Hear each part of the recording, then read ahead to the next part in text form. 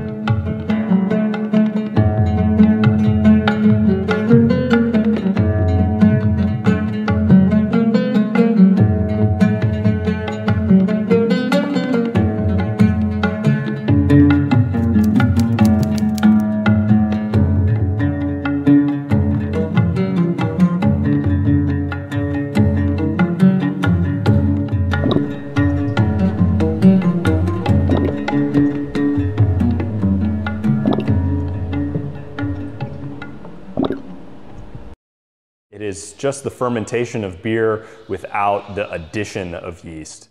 But when we talk about wild, that means like the yeast is coming from nature. It is the best expression of the agents of fermentation that exist in a place at a particular time. It comes from the air and the brewery environment that's inoculating to the cruise ship.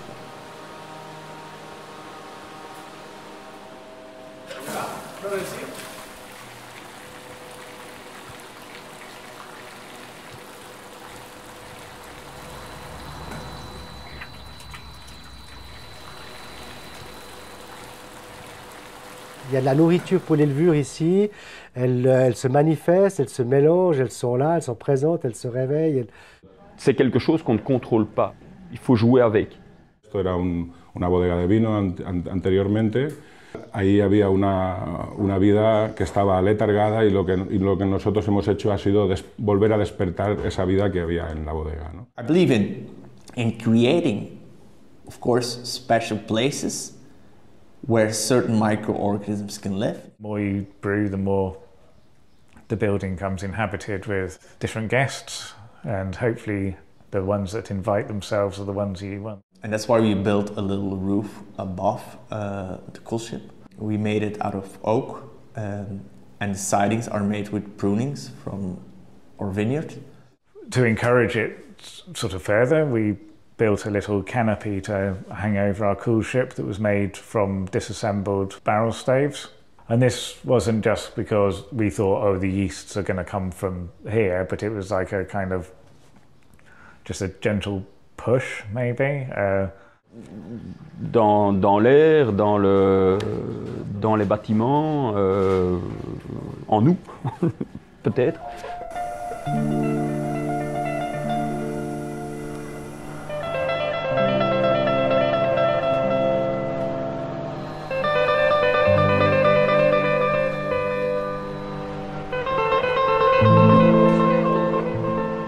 C'est ça où la nature, elle le fait plus que toi-même, parce que alors nous, on laisse le temps agir. It takes years and years of production. Au minimum 8 à 9 mois et qui peut aller jusqu'à 3 à 4 ans.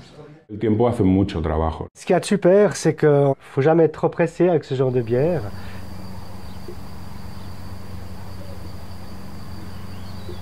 La primera vez que probé una, les dije, ¿cómo os podéis beber esto si esto está malísimo? It's got that pleasing acidity without being like, getting you like, It doesn't have that aceticness. It's dry, a bit herbal, cheesy, incredibly dusty. There's some lactic sourness that's not too buttery, like citrus, orange, lemon. Tenemos un chip sobre lo que es una cerveza, ¿no?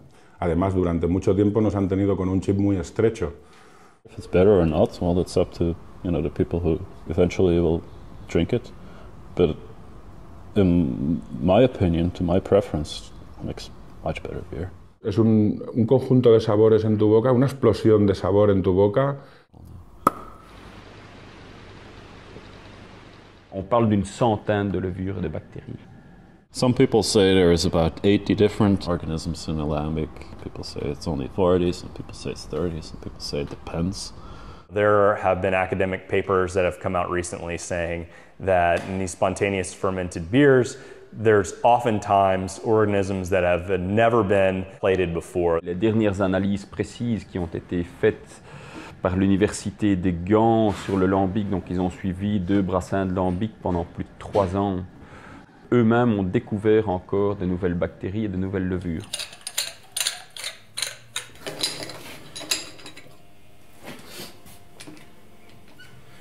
All I know is it's fermenting and the beer that's finished fermenting tastes good.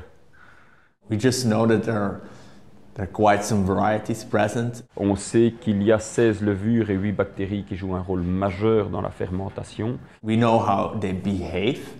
So I have an idea of what usually happens, but we don't know exactly what happens. That kind of mystery is a little bit beautiful.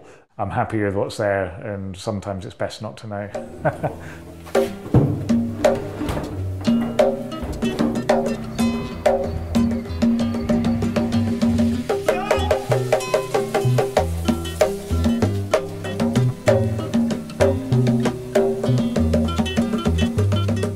Tiene diferentes etapas este tipo de cerveza cuando está haciendo su trabajo en la barrica. Y muy largo además. La première phase de fermentation qui est très rapide, ce sont les entérobactères. Vient après la phase principale, la fermentation alcoolique avec les Saccharomyces. Qui vont fermenter la majorité des sucres. An alcoholic fermentation, like foam is spitting out and stuff. Normalement, au bout de 3-4 mois, cette fermentation est terminée aussi. Si on assiste à une fermentation normale. Troisième phase, l'acidification. It's a lactic sourness. C'est là que rentrent en action les lactiques et les pédiaux. It's quite disjointed from the rest of the beer. We don't want any quick acidifications of lactobacillus. That's why we use enough aged hops. We prefer in all our sour beers acidification by Pediococcus. Et quatrième phase, le roi Brett arrive et va mettre tout le monde d'accord pour finalement rester seul maître à bord. C'est vraiment la levure la plus emblématique de ces fermentations spontanées, de par le caractère hyper varié que ça peut donner, bien plus varié que des levures classiques. On va de trucs super écuris à du super fruité. It's only after, let's say, 8 or 9 months that we see some funk appearing. Je vais me réincarner en Brett.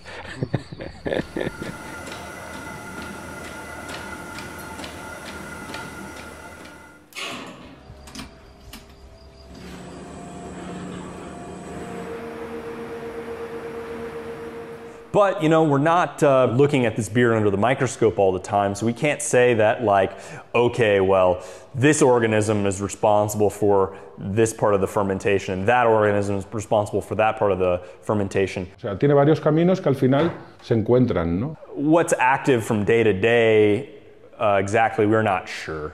Sometimes the mystique of things can disappear if you start analysing it too much. After the first year, I don't think much is happening. It's mostly the aging process, the micro-oxidation you get through the barrel. For sure, still things are happening, but to a lesser extent. You see those little peaks and troughs as the beer changes with different fermentations, different flavours coming in and out. Il y a des phases qui peuvent être complètement aléatoires. When you taste the beer and it tastes a little unexpected, I think that can be fun.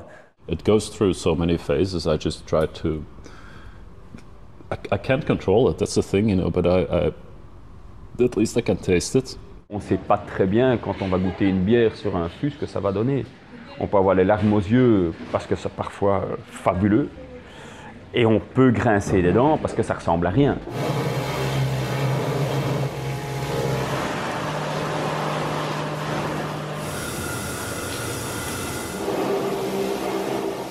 A lot of the flavor I have in my beers comes from the barrels I use, because I use only the small barrels. The smaller a barrel is, the more impact it has on your beer. With a 400 or 500 litre barrels, of course there's less surface area than a 225 litre, and the staves are thicker, so the yeasts are going in, the flavours are more prevalent.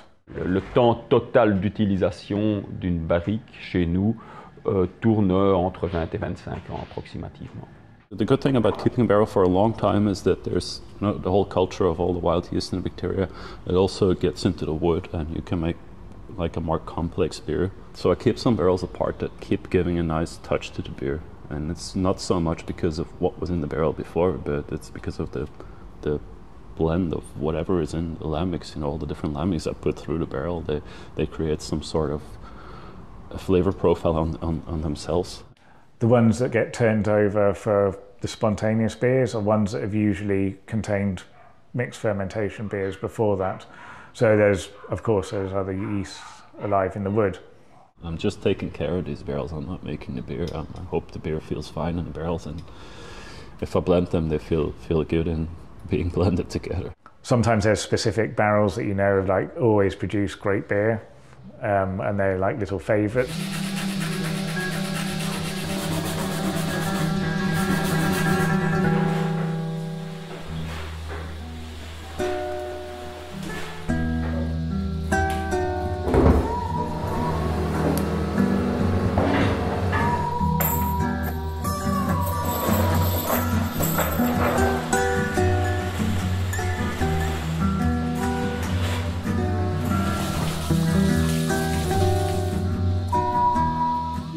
I don't want to get into too much like romantic register about barrels, but at the same time we see it like it's completely different than with stainless steel. When you're stainless steel, you're very much in control. You can like tell the beer more or less what to do. Conversely, when you're working with wood, you have very little say in what goes on. You're working with a semi-porous material with no temperature control. It's not a material that can be sanitized. The same beer in different barrels can produce different results. No es que no tenga ilusión elaborando una ale, pero aquí es un año, es una paciencia, es una espera, ¿no? Es el decir, bueno, a ver hacia dónde va, ¿no? It's more fun working with wood than working with steel. Une barrique, c'est quelque chose de sensuel, quoi. C'est du bois, c'est un bel objet.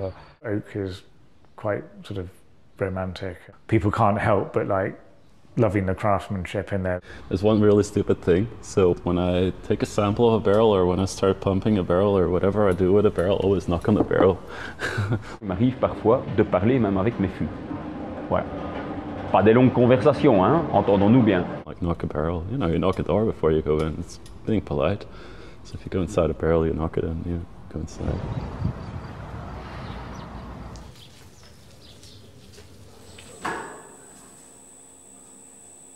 Je vais systématiquement, en fin de journée, avant de partir, je vais voir le mou sur le bac refroidissoir, tout le temps.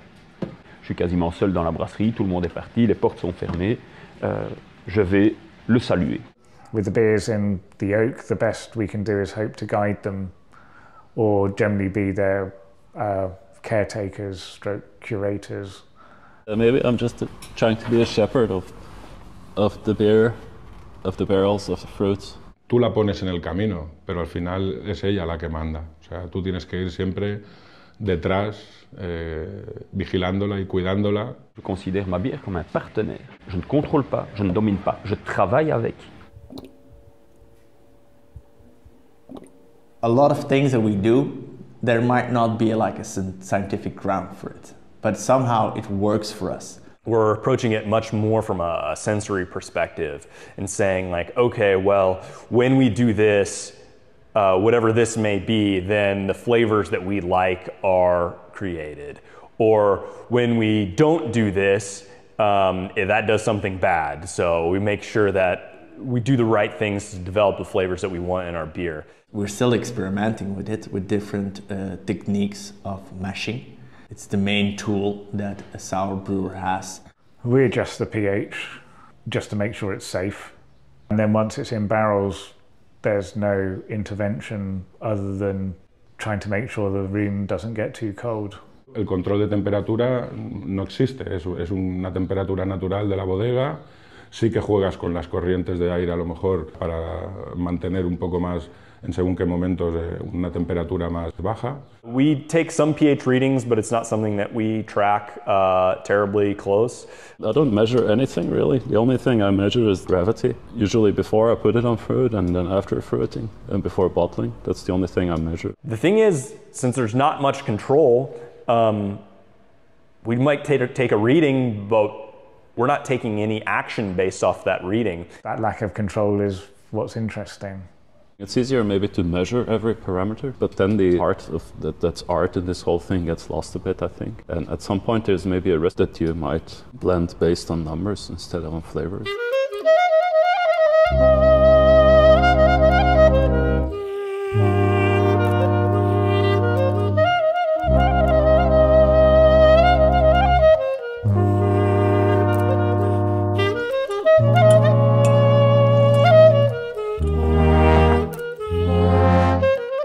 On ne fait jamais la même bière vu que la fermentation est une fermentation naturelle.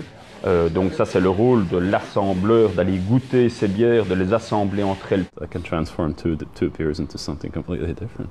It's like a painter with a palette of different colors. That's you know the different beers I have. I add some fruits to it. You know, so many different colors, and the colors are what they are. You can't really control them too much. And you have to, with what you have on your palette, you have to make a painting and, you know, give it your best shot every time. Il faut travailler avec ces bières-là, il faut assembler ces bières-là. Chaque année, il y a des bières qui partent à l'égout. Parce que justement, on ne sait rien en faire, ce n'est pas bon. I taste through the barrels, and if something seems off, then the barrel comes out. I think you get a feeling of when something could be good, so it's best to leave it, and a feeling of when this ain't going to be right, best to dump it. This one's strong. If you taste for too long, too many blends, you can get some serious palate fatigue. I've done it where I tasted too much and then the blend, I came back and tasted a day or two later and it wasn't what I thought it was.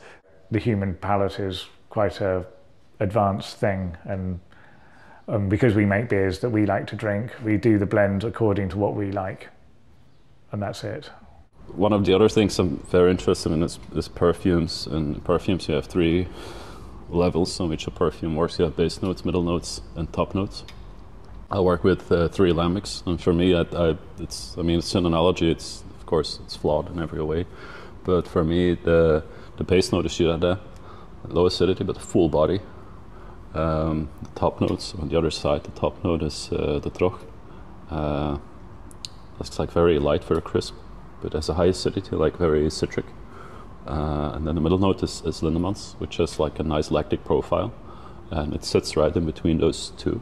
And by blending those 3 in different proportions, you can make 1,000 different lambics.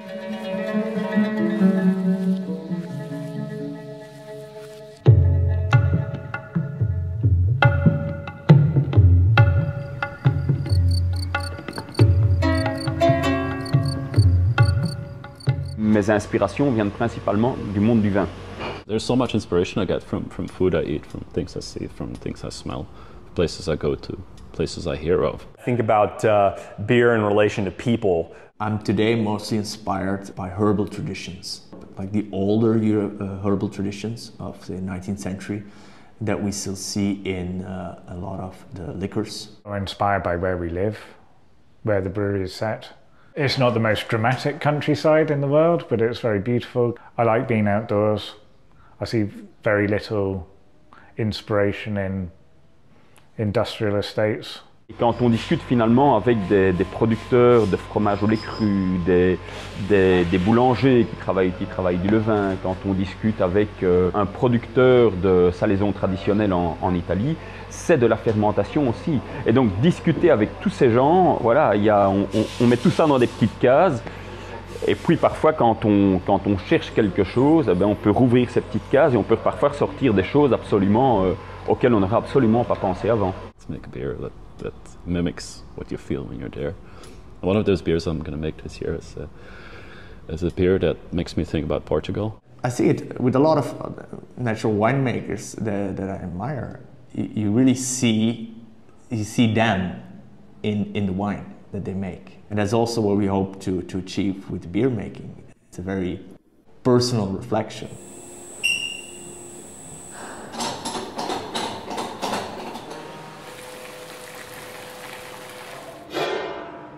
Je brasse ici depuis quasiment 20 ans et j'ai tout appris de mon père et de mon grand-père. Je fais des fermentations depuis des années parce que j'ai commencé à faire du vin quand j'avais 18-20 ans. Desde hace 2 años elaboramos una cerveza de fermentación espontánea. Quand j'ai commencé à faire des bières, je me suis dit pour faire du vin, on n'a pas besoin de levure. Ça part en fermentation tout seul et la bière, ça doit pouvoir marcher tout de suite pareil. Había ganas de hacer algo así. Yo lo único que quería ver si fermentaba y qué carácter cogía. Si luego aquello era imbebible, pues se tira o... 5 years ago, I was helping out at a local winery.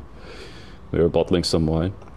And then he told me, oh, I don't need this barrel anymore. Why don't you take it home and fill it with that beer you're always talking about, the beer in oak barrels. So I put the barrel in the car and I drove to Brussels and I went to different lambic breweries and each of them put some lambic in it and then I had a barrel full of lambic. Pour moi, c'était un peu un accident. J'avais un voisin qui avait fait fermenter des fruits, c'était de l'abricot. Et puis moi, quand j'ai senti cet abricot fermenté, ça me rappelait justement certaines bières lambiques que j'avais bu en Belgique, ça me rappelait des hautes brunes, il y avait toute une complexité de micro-organismes là-dedans. Je me suis dit, ah mais je devrais essayer de faire quelque chose avec ça.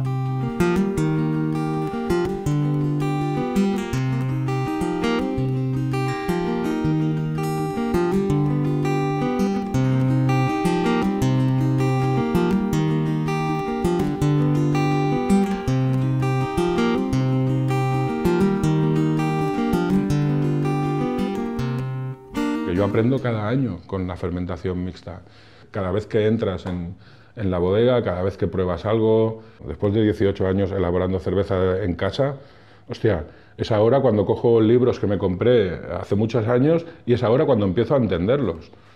Honestly, I don't know much about what I'm doing, but at least I'm doing it and I'm trying and I'm experimenting. We learned a lot just by making mistakes ourselves, but also thanks to Fora Assimilate to Funk, where there's a lot of openness about production techniques. Hay una teoría, pero a mí lo que me ha enseñado este trabajo es que la teoría, tranquilo, que ella misma ya te la va a romper esa teoría. On essaye de faire vivre ce côté informel pour aussi échanger, partager et progresser dans le domaine. All we can do is like from our own experience, which at the moment is relatively limited, and also from talking with our different friends that we have in Belgium about their process and what works best and why they like them.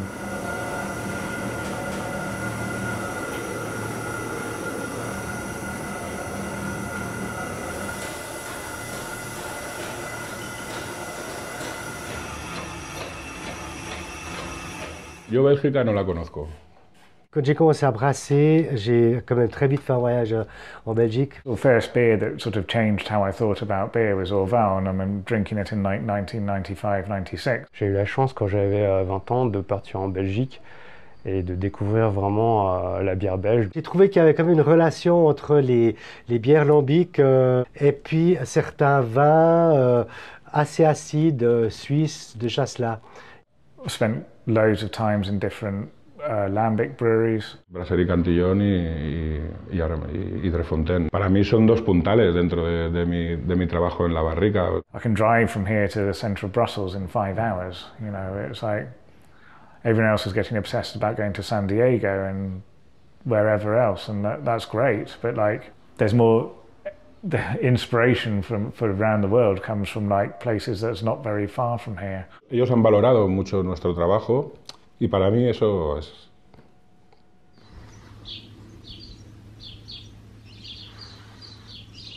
Somehow people have bought into the idea that there's a specific climate in the Zenne Valley and the Pajottenland, that the air is somehow different there than outside it.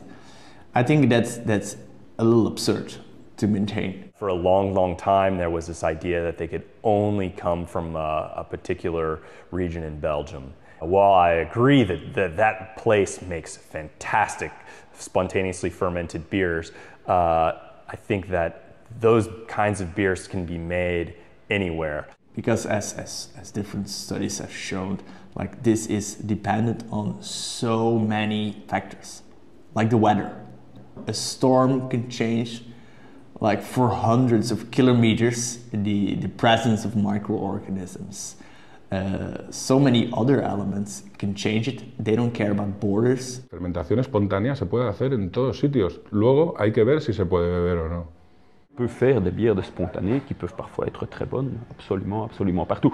Quand je dis absolument partout, il est bien évident qu'il faut quand même un hiver correct et des nuits froides pour que ça puisse refroidir naturellement à l'air libre. You have these organisms as Saccharomyces, as Lactobacillus, as Pediococcus, as Brettanomyces, all over the world. You can do wild captures everywhere and you will find them everywhere.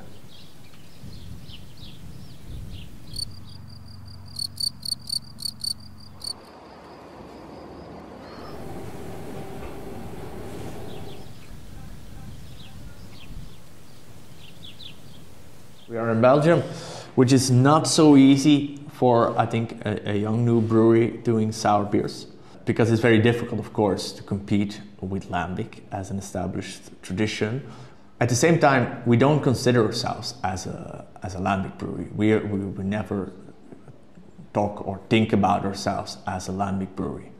Ces autres bières de spontané, tant que ça ne s'appelle pas lambic évidemment, parce que le lambic est une bière bruxelloise et de la région bruxelloise, le Pajottenland, moi ça ne me pose aucun problème et je crois que si elles sont bien faites, ces autres bières de spontané ne peuvent que favoriser un lambic bien fait, un vrai lambic. On va avoir du mal à toucher au sacro-saint lambic gueuse en France ou dans les autres pays européens, quoi. Ça sera autre chose. I want to protect lambic as being a Belgian product, maybe even from Pajottenland. You know, I don't know.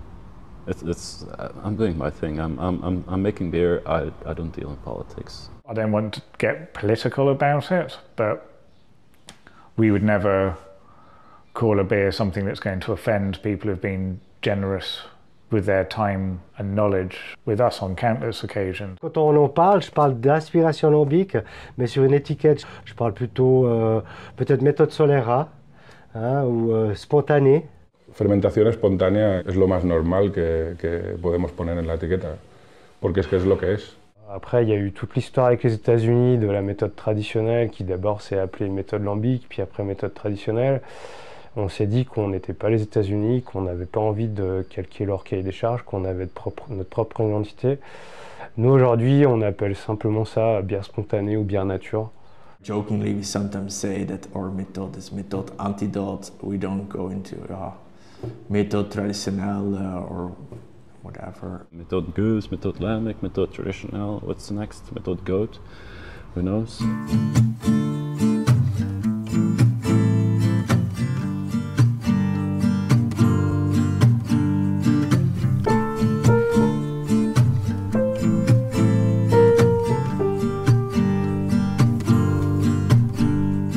Buscamos hacer lambic, por lo tanto el trabajo es fermentación espontánea, pero con las levaduras y buscando el carácter que hay aquí en nuestro entorno. That's what the next kind of frontier is. It's not trying to mimic the flavors. Le travail sur les bières spontanées, il n'est pas du tout venu d'une espèce d'adoration ou d'une envie de copier la bière, les spontanées belges.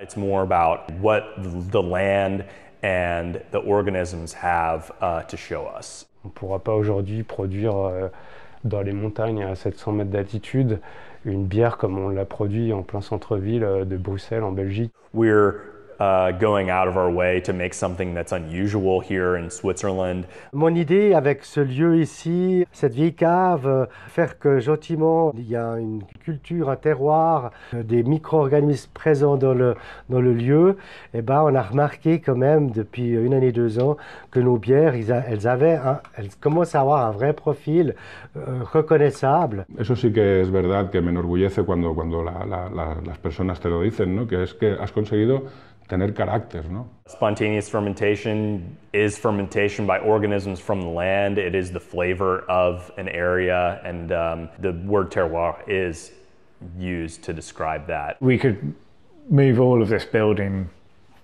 to Wales or Scotland and the beer would taste different. On veut un produit du terroir, donc on laisse faire la nature et on va mettre une barrique dehors qui va être à 35 degrés en été et à moins 15 en hiver, et on va voir ce que donne le produit.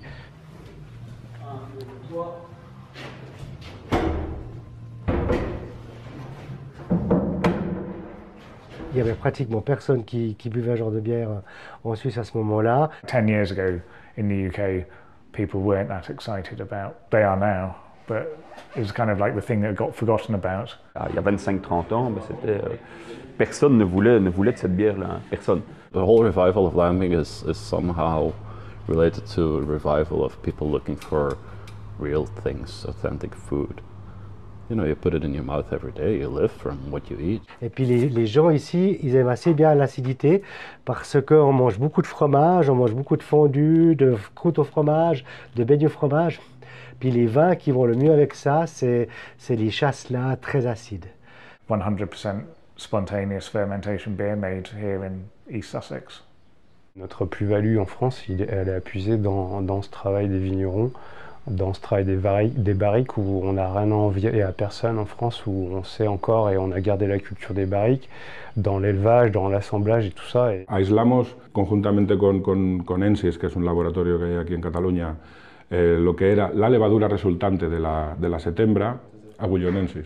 Depuis que je suis tout petit, j'entends parler du Brett, l'Ambicus et Bruxellensis. Bon, maintenant, tout le monde s'accorde à dire que le Lambicus et le Bruxellensis ont le même ADN, donc le Lambicus a officiellement disparu, malheureusement, je l'aimais bien.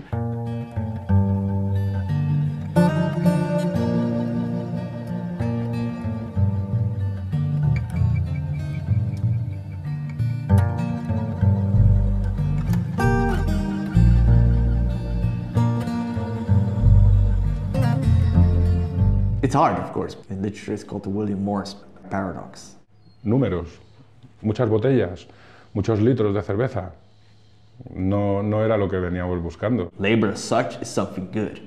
And that's why we have to put all our labor and love in the products that we make. We have to make crafty things. We have to make beautiful wallpaper and beautiful tables and beautiful furniture. But the problem was, the way he produced products, they got so expensive that only the owners of the factories could buy it. So he was making, in his anti-capitalism, he was making products that only the capitalists could buy. That's a risk, I think, today with craft products. That's something we hope to avoid. It's small enough, so we hope to establish like personal connections with people.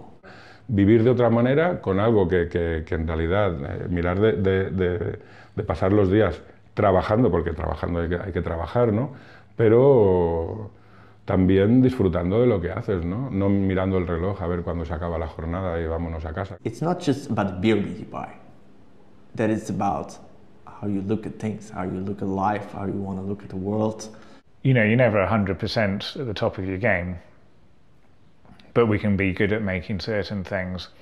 And then you can kind of, if you just do that, then you don't learn. And if you don't learn, you get bored. I love what I do. It's all about having fun and, you know, like the friendship part and the fun part. That's what's most important to me.